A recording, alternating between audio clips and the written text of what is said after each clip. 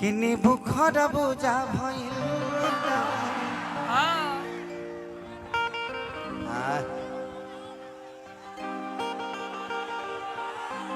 Report वाले खिदरोगा जी मामला चोली चोरी के एगो काल भी गाना हमारे रिलीज भइल बा कि जवानी लेके पाँव भरमू आवो तरु गाँव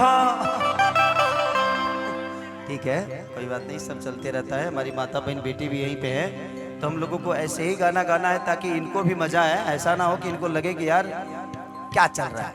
ठीक है, आज ये लो ना रही लो जहाँ हॉट ऑल की खेसरिया शॉर्ट ऑल तो ठीक बा, अभी बा लो तो ठीक बा। एक बाद वाला कार्यक्रम में हीरोइन लेके आए हम, जैसे भैया के विजयी घोषित भइल ओकरा बाद खेसरिया जी ट्रैक्टर पर नाची। देखा बाबू, अरे कि जाए पिया जवानी हमारी जराई रे गइलाना हो जराई रे गइलाना एगो नचनिए कारण तहरा लोग खाती हो। अच्छा, हमारा बुझाता है कि दुनिया के आधा ना 99% मर्द बिगड़िए गई हुई है। कौनो मेहरारू के अपना मर्द पर भरोसा नहीं है ना ना। हम अपना पर कुछ ना बोले, हमारा काम गबड़ा जाता बहुत दिक्कत होता हमरा। केहू ये दुनिया में ऐसा मर्द नहीं है जो अपना मेहरारू के नजर में बहुत सही होखे। सही बात बा ना। तू भइल बड़ू नीमो ये दुनिया में हमनी के केतनो निमन क के आब जाना अपना मेहरारू के नजर में दोषिए रह जा। सही बात बा। हमार तो इंटरनेशनल सब्जेक्ट बा। हमार सब्जेक्ट तो जानते नहीं, जब हमरा वही में कमेबे वही से 2 रुपया कमेबे तो कौना कौना से दूर रहे। कबो केहू सटता कबो केहू सटता, हमहू कम छुछुनर थोड़ी हई। हमहू जब नहीं की समान तो हमहू सटिए जाता नहीं लगे क्या करे बाबू। आओ दिखाओ, अरे कि चाहे पिया जवानी हमर जराई रे गइलाना कि चढ़ली जवानी छोड़ी के रहेला दोसरा के डेरा में। अनिमन बदन छोड़ी रहेला कवना फेरा में। कि कहीं से बताइया भे बाबा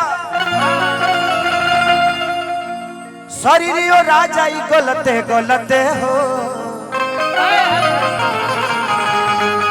घरे हमरा झगड़ा भइली अखिलेश जी के चलते हो।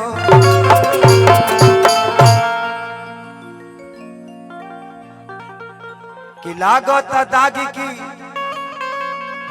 कोई धी जवानी के जीवन में दोबारा लेके अइली अखिलेश बाबा का जल राघवानी के। वायरल हो गई कि जहिया घर हमरा चल जाबी तो कुछ आ जाई मुड़ी जी। हम डर नहीं खिजात कि मार दी छुरी जी। अरे कि जाए पिया जवानी हमर जराई रे गइलाना हो जराई रे गइलाना। बड़ा सोच समझ के कुछ बोले के पड़ता। हमारा घरे पहुंचे से पहले तहरा लोग के वीडियो हमारे घरे पहुंच जाता। सही बात है। हम इतना आफत में जब से तारा लोग यूट्यूब शुरू कैले बड़ा नु तब से जीवन में बहुत खुश बनी। हम इतना खुश बनी कि हम खुशी कहीं तो केकरा से कहीं। हमार खुशी अखिलेश कश्यप जी जान रहे हैं, जो राइटर हैं 2 रुपया लिखने वाले। 2 रुपया हो 2 रुपया 2 रुपया। आहा का हो सत्येंद्र भाई, एक नंबर बिया हो गल बा होखबो ना करी ना होई। तार रहन बताव त कि तू ठीक आदमी नहीं खा। सफल नंबर बड़ा सफल हेड़ा लागत रहो। अरे भैया भैया यही जी ने बानी कहीं जा थोड़ी बानी। तू हमार भाई हमार जान हो मर दे के रहा। अरे की चाहे पिया जवानी हमर जराई रे गइलाना हो जराई रे गइलाना 1 2 3 4